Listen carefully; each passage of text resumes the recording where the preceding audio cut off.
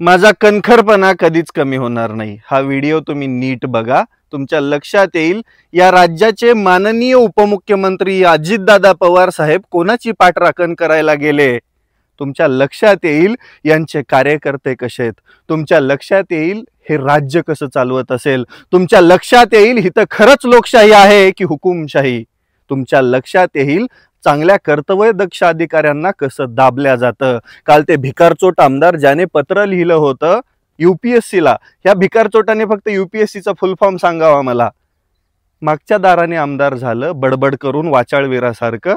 आमदार बी कशा लोकांना करतात ज्याला बोलायलेत। अरे भिकारचोटांनो काम करा रे, काम करा तुम्ही, काम जनतेचे लोकप्रतिनिधी तुम्ही, हे असले धंदे करण्यासाठी तुम्हाला निवडलं नाही। पत्र लिहिलं आधी यूपीएससीला, नंतर त्याच्याच दादाने माफी मागितली, माफी मागितल्यानंतर ह्याने लगेच युटर्न हाणला। हे पक्षाचं मत नाही, हे माझं वैयक्तिक मत आहे। भिकारचोटा त्यात सरळ सरळ लिहिलं होतंस ना तू। विधान परिषद आमदार या नात्याने मी तुम्हाला विचारायचा अधिकार आहे, यांच्या कागदपत्राची पडताळणी व्हायला पाहिजे। अरे दलिंदरा, यूपीएससी येते असंच कोणाला बी घेते का? नाही ना। आणि कार्यकर्ता बघितला ना तुम्ही, बघितला ना।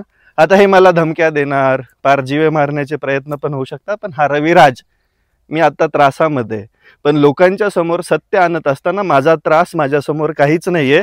मला तो प्रॉब्लेम महत्वाचा आहे आणि जनतेने आता तरी सुज्ञ व्हायला पाहिजे।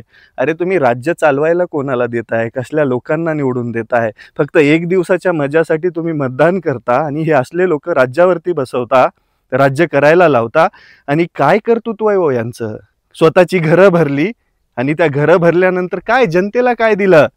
कार्यकर्ते जगवले, सामान्य जनता अजून पण भरडल्या जातीचं आहे ना।